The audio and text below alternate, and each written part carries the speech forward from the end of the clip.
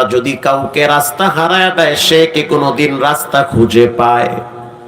তার মানে মুহাদ্দিস সাহেব, আমি রাস্তা হারায় ফেলাইছি। সাথী সঙ্গী যারা আমাকে নিয়ে হজে আসছে, কেউ রে খুঁজে পাই না। এজন্য আমি হাতিমে কাবার পাশে শুয়ে আছি। আব্দুল্লাহ বিন মুবারক বলতে আছে, বুড়িমা শুনে নেন, আমার ব্যাগের ভিতরে খাবার আছে, খেজুর আছে, পানি আছে, রুটি আছে, খান। কিছু খাইছেন নাকি আপনি?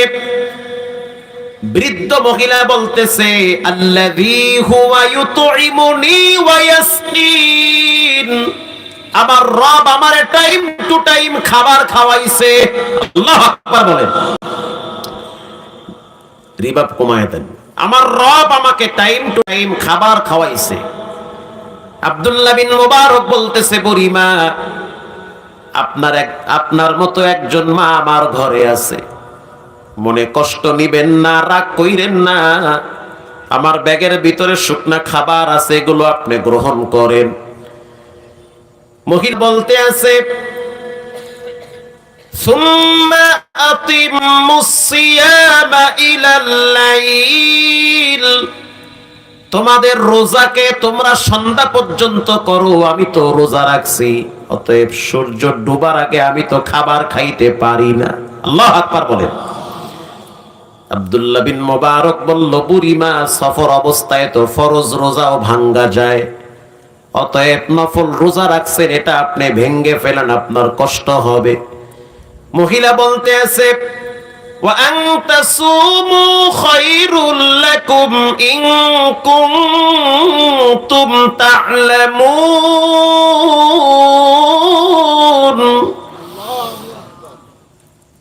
যদি তোমরা নফল রোজা রাখো তাহলে তোমাদের জন্য কল্যাণের দরওয়াজা খুলে দিবেন কে? এই যে শাওয়াল মাস চলতেছে, এই মাসে 6টা রোজা যদি কেউ রাখে, পুরা বছর রোজা রাখার নেকি আমলনামায় জমা হয়ে যাবে। আমিও রাখবো আজকে ইনশাআল্লাহ, আপনিও রাখেন, পুরা মাসের ভিতরে ভেঙ্গে ভেঙ্গে হলেও রাখেন, লাভবান হবেন। এই রোজার প্রতি রাসূলুল্লাহ অনেক গুরুত্ব এবং ফজিলতের নসিহত করেছেন, বয়ান করেছেন। এবার আব্দুল্লাহ বিন মুবারক বলল, বুড়িমা, জানতে চাই আপনার বাড়ি কোথায়? বুড়ি বলতেছে, সুবহানাল্লাযী আসরা বিআবদিহি লাইলাম মিনাল মাসজিদিল হারামি ইলাল মাসজিদিল আকসা, আমার বাড়ি হলো বাইতুল মুকাদ্দাসে, হজ করার জন্য মক্কায় আসছি, রাস্তা হারায় ফেলাইছি, যার কারণে আমি বাইতুল মুকাদ্দাস যাইতে পারি না। আব্দুল্লাহ বিন মুবারক বলল, বুড়িমা, আমি কথা বলি আমার ভাষায়, আপনি কথা বলেন কোরআনের ভাষায়, অতএব যদি আপনি মনে কিছু না নেন, তাহলে আমি আপনাকে উটের পিঠে উঠাইয়া লাগাম ধরে বাইতুল মুকাদ্দাস আপনার বাড়িতে পৌঁছে দিতে চাই। আল্লাহু আকবার বলেন। বুড়ি মহিলা বলতে আছে, আব্দুল্লাহ বিন মুবারক শুনে নাও, ওয়া ইন তাফআলু মিন খায়রিন ইয়া'লামুহুল্লাহ, কেউ যদি কারো উপকার করে তাহলে তার রব তার উপকার করবে। তুমি যদি একজন বৃদ্ধা মহিলার উপকার করো, তাহলে মনে রাখবা তোমার রব তোমাকে এমন জায়গায় সহযোগিতা করবে যেখানে রবের সাহায্য ছাড়া কারো সাহায্য কাজে আসবে না। রাজি আছি আমি, চলো বাইতুল মুকাদ্দাসে। বাইতুল মুকাদ্দাসে নিয়ে গেল, লাগাম ধইরা টানতে টানতে নেওয়ার পরে আব্দুল্লাহ বিন মুবারক বুড়ি মহিলাকে প্রশ্ন করলো, মা শুনে নেন, দুনিয়ার ভিতরে আল্লাহ মানুষকে সন্তান দেয়, আবার সন্তান দেয় না, জানতে চাই আপনার কোন ছেলে মেয়ে দুনিয়াতে আছে নাকি? মহিলা বলতেছে, আল মালু ওয়াল বানুনা যিনাতুল হায়াতিদ দুনিয়া ওয়াল বাকিয়াতুস সালিহাত, সন্তান সম্পদ এগুলো হলো সৌন্দর্য, দেওয়ার মালিক কে? আল্লাহ কাউরে সন্তান দেয়, কাউরে সন্তান দেয় না। কাউরে আল্লাহ এমন সন্তান দেয়, সন্তানের আদর্শ দেখা বাবার চোখ শীতল হয়ে যায়। আবার কাউরে এমন সন্তান দেয়, সন্তান হয় এতটাই নিকৃষ্ট, তার চেয়ে পশুরাও অনেক ভালো থাকে। যেমন টাঙ্গাইলে বয়ানে গেলাম, গোপালপুর এলাকায় পাশে যেই ভদ্রলোক বসা ছিল, দেখতে কালো মানুষ, কিন্তু সম্মানের কোনো কমতি নাই। পরে শুনতে পাইলাম তিনি হাফেজ সালেহ আহমদ তাকরিমের বাবা, বিশ্বজয়ী হাফেজ সালেহ আহমদ তাকরিম। ছোট্ট বাচ্চা গোটা পৃথিবীকে পিছনে ফালাইয়া কোরআন প্রতিযোগিতায় প্রথম স্থান দখল করেছে। আল্লাহু আকবার। প্রশ্ন করলাম তাকে, কেমন লাগে আপনার অনুভূতি কি? চোখের পানি ছেড়ে দিয়ে বলল, হাযা মিন ফাদলি রাব্বি, এটা আমার রবের অনুগ্রহ, দয়া। আল্লাহ পাক দান করছেন একটার সন্তান, সন্তানের কারণে বাবার সম্মান বাড়ে, আবার সন্তানের কারণে বাবায় লজ্জায় রাস্তায় বের হতে পারে না। এই জন্য ছেলে মেয়েরে পশ্চিম চিনাইয়েন, কেবলা চিনাইয়েন, কোরআন চিনান। যেই বাপ ছেলে মেয়েকে কোরআন চিনায়, কেবলা চিনায়, টুপি চিনায়, দাড়ি চিনায়, জুব্বা চিনায়, মেসওয়াক চিনায়, তাসবিহ চিনায়, যেই বাপ সন্তানকে রোজা চিনায়, যেই বাপ সন্তানকে আল্লাহ চিনায়, রসুল চিনায়, ওই সন্তান মা বাবাকেও চিনে। আর যেই বাপ সন্তানকে আল্লাহ এবং রসুল চিনায় না, একটা টাইমে ওই সন্তান মা বাবাও চিনতে চায় না। চিনবে না। কেন চিনবে? আপনাকে কোন দুঃখে চিনবে? আব্দুল্লাহ বিন মুবারক প্রশ্ন করল, বুড়িমা সন্তান আছে নাকি? যদি আপনার সন্তান থাকে তাহলে একটু বলেন আপনার সন্তানগুলার নাম কি? আমাদের দেশের মা বোনরা অনেক সময় উল্টা পাল্টা নাম রাখে। সন্তানের নাম রাখে আকাশ, সন্তানের নাম রাখে বাতাস, করিমা তার টমটম। মহিলা বলতে আছে, ইয়া ইয়াহইয়া খুযিল কিতাবা বিকুওয়া। আব্দুল্লাহ বিন মুবারক শুনে নাও, আমার বড় সন্তানের নাম হলো ইয়াহইয়া, নবীর নামের সাথে মিলায়া রাখছি। সুবহানাল্লাহ বলে। ওয়া কাল্লামাল্লাহু মূসা তাকলিমা, দ্বিতীয় সন্তানের নাম হলো মূসা। ওয়াত্তাখাযাল্লাহু ইব্রাহিমা খলিলা, তিন নাম্বার সন্তানের নাম হলো ইব্রাহিম। চার নাম্বার সন্তানের নাম হলো জাকারিয়া। চারটা ছেলে আল্লাহ আমারে দিছে, চারটা সন্তানের নাম নবীদের নামের সাথে মিলায়া রাখছি। আল্লাহু আকবার বলেন।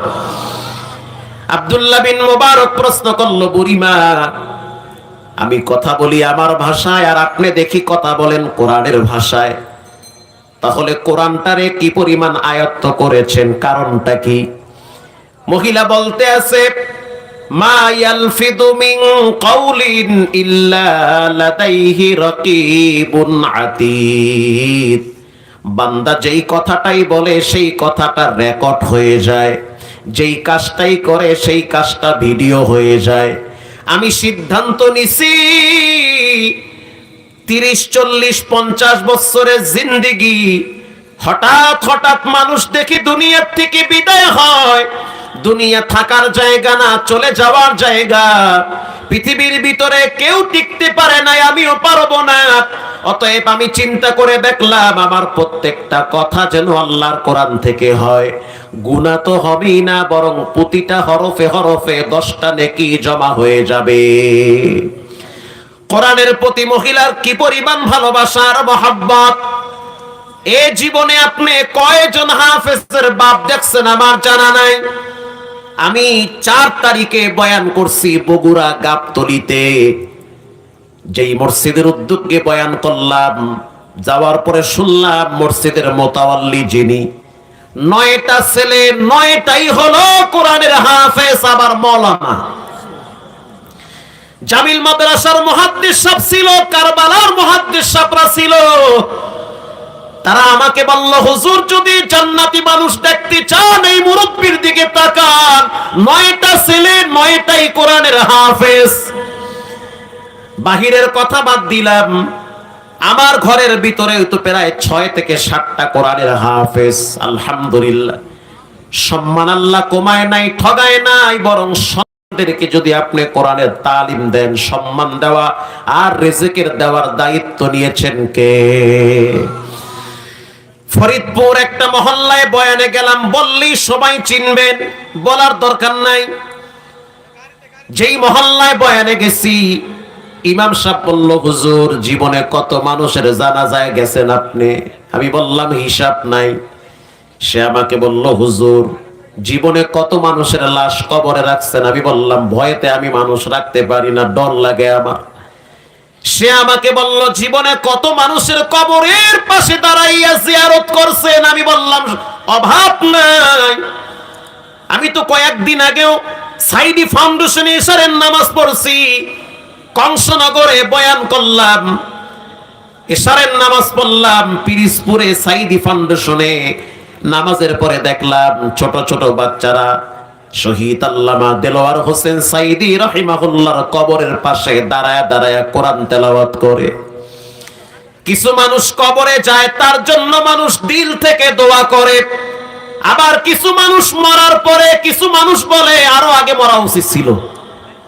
কথা কন না কা, মানে এই পরিমাণ জ্বালাইছে, দুর্নীতি করছে, মরা উচিত ছিল আরো 10 বছর আগে। ও 10 বছর দেশটারে খাইয়া লাইছে।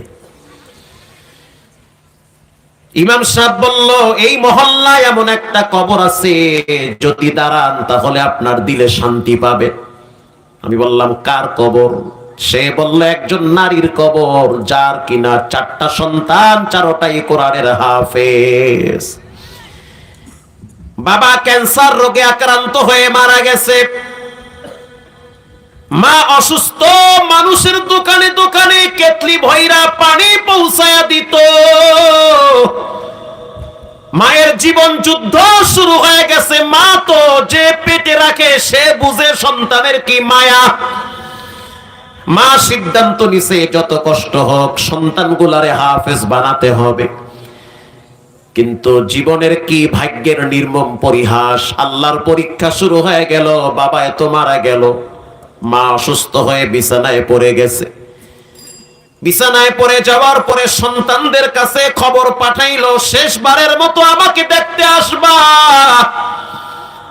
কিছু নেককার মানুষের মৃত্যুর আগে আগে রব্বুল আলামিন বুঝাইতে চায় তোমার সময় নাই, মানুষের কাছ থেকে বিদায় নাও। আল্লাহু আকবার। আবার কিছু মানুষের হঠাৎ হয়, বিড়ি টান দিছে, এর ভিতরে আজরাইল আইয়া কল্লা চাপে ধরছে। চায়ের কাপে মুখ দিছে, এশারের নামাজ পড়ে নাই, ফজর হওয়ার আগেই কবরের যাত্রী হয়ে গেছে। 4 সন্তান বাড়িতে আসছে, ছোট্ট ঝুপড়ি টিনের ঘর। আয়েশা দেখলো মা পাটির বিছানায় শুয়ে আছে। মা বলতে আছে, আমার পিঠের নিচ থেকে পাটির বিছানাটা সরায়া দাও। কেন মা? মা বলতেছে, ওয়াজাআত সাকরাতুল মাউত, মৃত্যুর যন্ত্রণা শুরু হয়ে গেছে। আমার মনে হইতে আছে কে যেন আমারে কাটার বিছানায় শোয়া রাখছে রে। আমার মনে হইতে আছে কে যেন আমার বুকের উপরে পাহাড় দিয়া চাপা দিয়া রাখছি। আমার মনে হচ্ছে সুইয়ের ছিদ্র দিয়ে আমার শ্বাস বের করা হইতেছে। ওয়াজাআত সাকরাতুল মাউত, মৃত্যুর যন্ত্রণা কঠিন।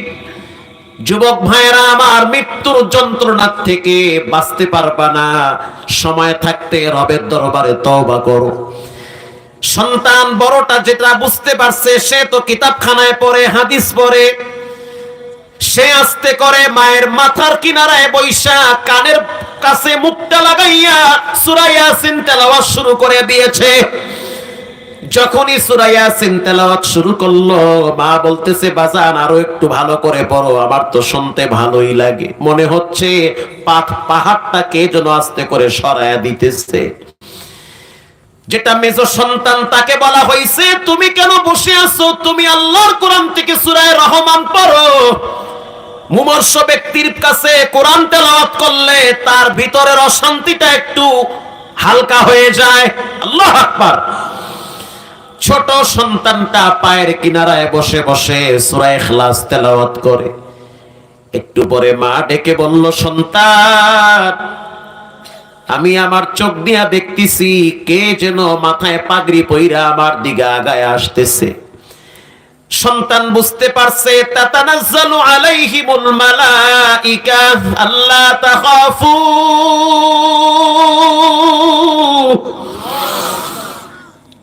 মৃত্যুর আগে আগে নেককার যদি হয় তাহলে ফেরেশতারা তার জান নেওয়ার জন্য তার দিকে নেককারের সূরত ধইরা আগাইতে থাকে। রব্বুল আলামিন বলেন, ভয় নাই, টেনশন নাই, সারা জীবন তুমি রবের হক আদায় করছো, এখন তুমি আনন্দ চিত্তে রবের হুকুমে বের হয়ে যাও। কিছুক্ষণ পর মা বলতেছে, সন্তান, 4 ভাই তোমরা মিলেমিশে থাকবা, ঝগড়া করবা না। যদি সম্ভব হয় জুমার দিন আমার কবরের পাশে দাঁড়াইয়া একটু তেলাওয়াত করবা যেন রব্বুল আলামিন আমাকে ক্ষমা করে দেয়। চিন্তা করে দেখেন পরকালের কি টেনশন গো, পর্দার ভিতরের মা বোনেরা শুনে নেন। আখিরাতের চিন্তা একজন নারী বিছানায় শুয়ে পড়ছে, সন্তানদেরকে ওসিয়ত করে, আমার মৃত্যুর পরে কবরের পাশে দাঁড়ায়া মাঝে মাঝে একটু তেলাওয়াত করবা যেন রব আমার একটু শান্তিতে রাখে। একটু পরে যখন বড় সন্তান বুঝতে পারলো মায়ের যাওয়ার সময় হয়ে গেছে, মাথাটা কিবলার দিকে ঘুরাইয়া কালেমা পড়তে পড়তে শেষ নিঃশ্বাস ত্যাগ করেছে, মৃত্যু হয়ে গেছে। প্রতিবেশী মহিলারা আইসা গোসল করাইয়া কাপনের প্যাকেট বানাইয়া তক্তার উপরে ফালাইয়া রাখছে। সিদ্ধান্ত হয়ে গেছে একটু পরেই লাশ দাফন হবে, জানাজা হবে। কে জানাজা পড়াবে? সবাই বলল জানাজা পড়াবে মাইয়েতের বড় সন্তান। বড় সন্তান অর্ধেক আলেম, এখনো পর্যন্ত ফুল মাওলানা হতে পারে নাই। বড় সন্তান বলতে আছে, আমার মায়ের জানাজা ভাই পড়াবে, কারণ আমার আমল দুর্বল, আমি চাই না আমার দুর্বল আমলের কারণে আমার মায়ের কষ্ট হোক। আমার মেজো ভাইয়ের আমল বড় সুন্দর। জিকির করেন লা ইলাহা,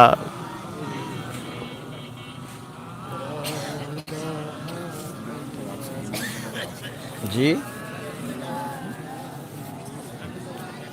হ্যাঁ, দোয়ার দিকে চলে যাইতেছি আমি, নাকি দোয়ার দিকে আগায় যাই?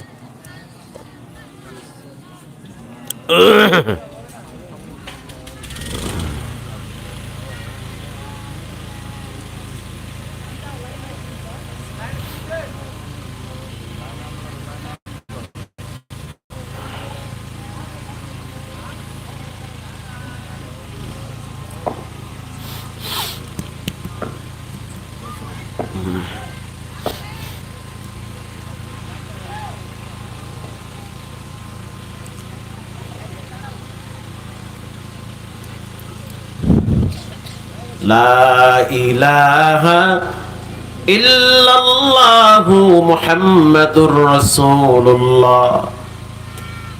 জানাজা পড়াবে মেজো ভাই, সামনে দেওয়া হইল, যাও সামনে জানাজা পড়া। সন্তান যদি মা বাবার জন্য জানাজার মুসল্লায় দাঁড়ায়, এটা মা বাবার জন্য খুশনসিব। এমন একটা সন্তান রেখে যান যেই সন্তান আপনার মৃত্যুর পরে আপনার জন্য দোয়া করবে। মেজো ভাইকে যখন সামনে দেওয়া হইল, মেজো ভাই বলতে আছে হক বড় ভাইয়ের। আল্লাহু আকবার বলেন। যেহেতু আমার বড় ভাই জানাজা সে পড়াবে, যেহেতু বড় ভাইয়ের হক বেশি, বড় ভাই জানাজার মুসল্লায় দাঁড়ায় গেল, জানাজার জন্য সামনে দাঁড়ায় গেল। প্রথম তাকবীর দেওয়ার পরে কোনো কথাই বলতে পারে না। সময় অতিবাহিত হয়ে গেছে, আবেগ, কারণ সামনে তো তার মা, মায়ের লাশ সামনে নিয়ে কেউ যদি জানাজায় দাঁড়ায় তার ভিতরে আবেগ সবচেয়ে বেশি কাজ করে। কিছুক্ষণ পর যখন সন্তান তাকবীর আবার দিল, 2-3 তাকবীর দেওয়ার পরে পরের তাকবীর ভুলে গেছে, সন্তান মাটিতে বেহুশ হয়ে গেছে। মাথায় পানি দেওয়ার পরে হুঁশে আনার পরে প্রশ্ন করা হইল, কেন তুমি এমন করলা? বলল যে মায়ের দৃশ্যগুলো আমার চোখের সামনে ভেসে উঠছে। যখন আমি মাদ্রাসায় ছিলাম, বাবাই তো কবরে গেছে, অসুস্থ হয়ে জীবনের শেষ নিঃশ্বাস ত্যাগ করেছে। আমি আমার মাকে দেখছি যখন সে অসুস্থ অবস্থায় ছিল, তখন আমাদের চিকিৎসার জন্য, মাদ্রাসার বেতনের জন্য কলস ভরে ভরে পানি নিয়ে চায়ের দোকানে দিত। 2-4 টাকা যা পাইতো তা দিয়া নিজের সংসার চালাইতো, আমাদেরকে দিত। এই যে কেতলি ভইরা পানি নিত, সেই কেতলির দাগ এখনো মায়ের হাতে পড়ে আছে। প্রিয় ভাইয়েরা আমার, জানাজা হয়ে গেছে, সন্তান মায়ের লাশ কবরে রাখছে। ইমাম সাহেব যেটা আমাকে বুঝাইলো, হুজুর দোয়া করেন আল্লাহ আমাকে 3টা ছেলে দিছে, 3টাই যেন আলেম কবুল করে, 3টা ছেলে যেন আল্লাহ পাক আলেম বানায়, সেই দোয়াটা করেন। কারণ আমি দেখছি মা বাবা যদি সন্তানদেরকে দিনদার বানায়, এটার ফলাফল মা বাবা দুনিয়ায় থাকতেই পায়। লাশ কবরে রাখার পরে সবাই যার যার মতো বাড়ি গেছে। বাড়িতে যাওয়ার পর আমি তো মসজিদের ইমাম, আমি তো আমার রুমে থাকি, পাশেই তাদের বাড়ি। বাড়িতে যাওয়ার পরে রাত 2:30-3টার সময় সন্তানগুলা আমার কাছে এসে বলে, হুজুর মসজিদের ভিতরের চাবিটা দেন, আমরা একটু ভিতরে ঢুইকা 2-4 রাকাত নামাজ পড়ি। যখন চাবি দিলাম, 4 ভাই মসজিদে ঢুইকা মসজিদের কোনায় নামাজে মুসাল্লায় দাঁড়ায় গেছে, নামাজ পড়লো, কোরআন তেলাওয়াত করলো। এর ভিতরে ছোট ভাইটাকে আর পাওয়া যাচ্ছে না, কোথায় গেছে? যার যার মতো বাতি নিবায়া নামাজ আদায় করলো। ছোট ভাইকে যখন তালাশ করে পায় না, বড় ভাই চিন্তায় পড়ে গেল, না জানি কোথায় গেছে। লাইট মেরে দেখলো মায়ের কবরের পাশে দাঁড়ায় দাঁড়ায় বাচ্চাদের মতো ফোফায়া কাঁদতেছে আর বলতেছে, রব্বুল আলামিন মায়ের যত গুনাহ আছে, পাপ আছে, এগুলা আমার মাথায় দেন, আর আমার যত ভালো কাজ আছে মায়ের আমলনামায় পৌঁছায় দেন। প্রিয় ভাইরা আমার, এজন্য সন্তানদেরকে কোরআনওয়ালা বানান। মা বাবা যারা আছেন, 3 সন্তান, একটাকে আলেম বানাবেন, ঘরের ভিতরে আল্লাহ বাতি জ্বালায়া দিবে। সন্তানদেরকে দিনদার বানান, পরেশগার বানান, মুত্তাকিন বানান, কখনোই ছেলে মেয়েদেরকে বদদিন বানাবেন না। এই যুগে অধিকাংশ ছেলে মেয়েরা নেশার সাথে জড়িত হয়, এটার কষ্ট মা বাবা নীরবে একা একা সহ্য করে। প্রিয় ভাইয়েরা আমার, এখানে এমনও মায়ের সন্তান আছেন যে কিনা নিজের হাতে নিজের মায়ের কবরে রাখছে, নিজের হাতে নিজের বাবারে কবরে রাখছেন। পুরা প্যান্ডেলের ভিতরে আমি 10টা মায়ের সন্তান চাই, হুজুর আমি আব্বার জন্য মায়ের জন্য 1000 টাকা মাদ্রাসায় ফালায়া দিলাম। থাকলে মা বাবারে খাওয়ানো লাগতো, চিকিৎসা করার লাগতো, যেহেতু মা বাবা নাই, খাওয়াইতেও পারি না, চিকিৎসাও করতে পারি না। আল্লাহর মহব্বতে ভালো একটা কাজের সহযোগিতার জন্য হাত বাড়ায় দিলাম। প্রথমে একজন হাত তুলেন, কে পারবেন? হুজুর আমি 1000 টাকা আব্বা আম্মার জন্য দেব, একটু হাত তুলে আমাকে দেখান তো। মাশাআল্লাহ, 1 2 3 4 5। আর কে আছেন? হুজুর আমি 1000 টাকা মাদ্রাসায় ফালায়া দিলাম। জীবনে কোনোদিন মনের ভিতরে কষ্ট নিবেন না যে হুজুর মাদ্রাসায় দান করে আমি ফকির হয়ে যাব, কখনোই হবেন না। বরং দান করলে আল্লাহ পাক ধনে বরকত বাড়ায় দেয়। আল্লাহ পাক কোরআনে বলেন, মা বাবার জন্য কুল মা আনফাকতুম মিন খাইরিন ফালিল ওয়ালিদাইনি ওয়াল আকরাবিন, আব্বা আম্মার জন্য ব্যয় করো, রব্বুল আলামিন আরেক দিক থেকে সম্পদ বাড়ায় দিবে। আরেক ভাই দিয়েছেন 1000, আল্লাহ কবুল করুক। জানে মানে